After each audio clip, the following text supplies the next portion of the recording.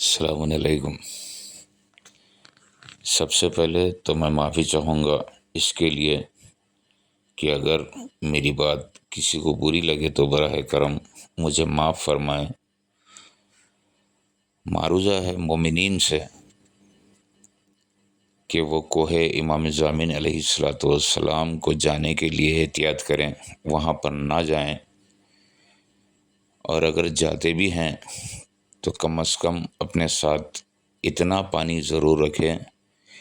کہ وہاں پر طہارت کے لیے کام آ سکے، ہاتھ منہ دھونے کے لیے، وضو کرنے کے لیے اور پینے کے لیے کام آ سکے، کیونکہ کوہ امام ضامن پر 2 بورنگ ہے، جو بالکل نیچے ایک ہے اور اوپر احاطہ بارگاہ قمر بنی ہاشم حضرت ابوالفضل العباس علیہ السلام کے قریب میں ایک بورنگ ہے، جو دونوں اس وقت بند ہیں، خراب ہو چکی ہیں۔ سفر کے آخری ہفتے کو وہاں پر ایک مجلس ہوتی ہے کہ جس میں مومنین کی کافی زیادہ تعداد ہوتی ہے۔ امسال اس مجلس کے لیے مومنین کو کافی دشواریوں کا سامنا کرنا پڑا، چونکہ وہاں پر پانی نہیں تھا۔ یہ اور بات ہے، اس مجلس کے انتظامیہ نے وہاں پر گیلنز کے ذریعے کافی پانی کا انتظام کیا تھا، اس کے باوجود بھی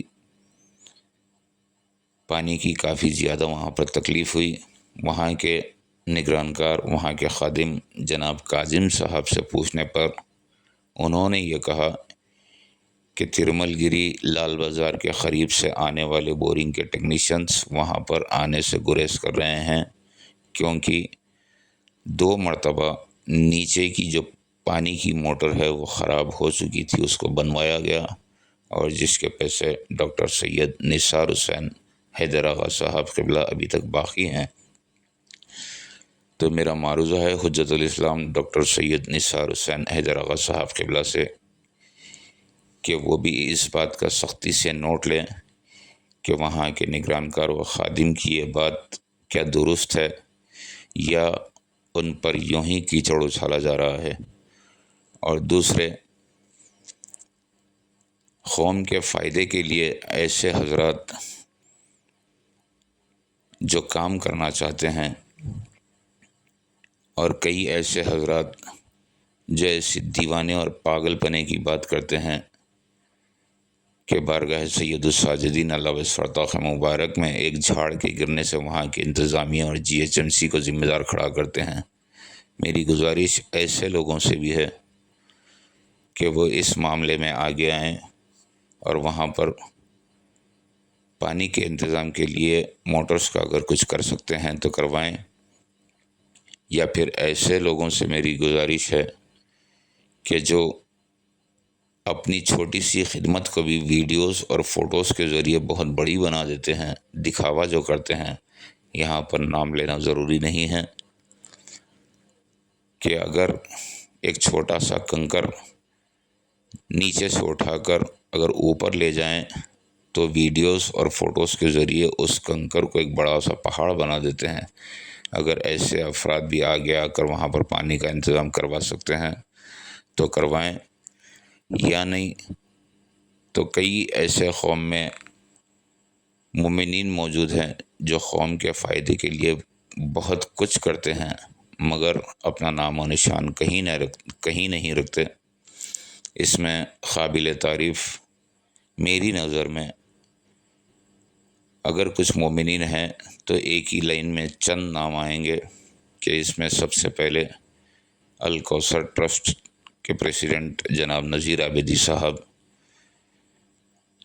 حجت الاسلام والمسلمین ڈاکٹر سید نثار حسین حیدر آغا صاحب قبلہ، وسائل باب الیقین مولانا سید وحید الدین حیدر جعفری صاحب قبلہ، اور کئی ایسے نام ہیں کہ جو قوم کے فائدے کے لیے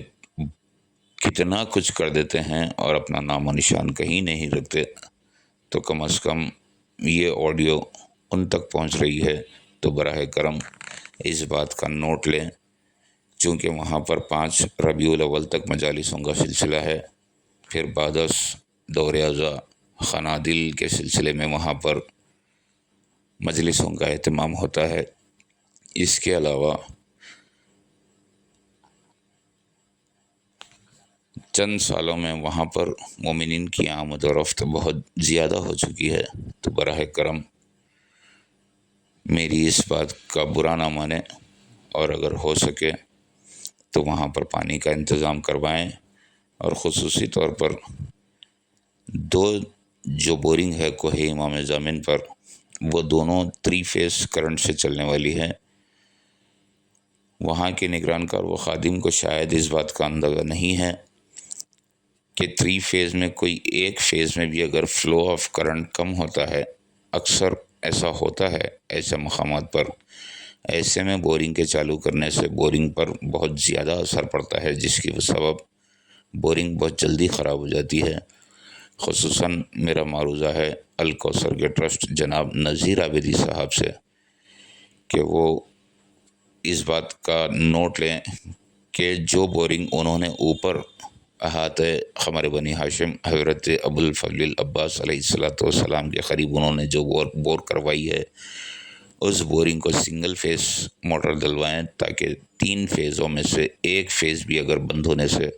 وہ موٹر اپنا کام کرتے رہے اور وہاں پر پانی کی سربراہی مسلسل برقرار رہے۔ شکریہ، خدا حافظ۔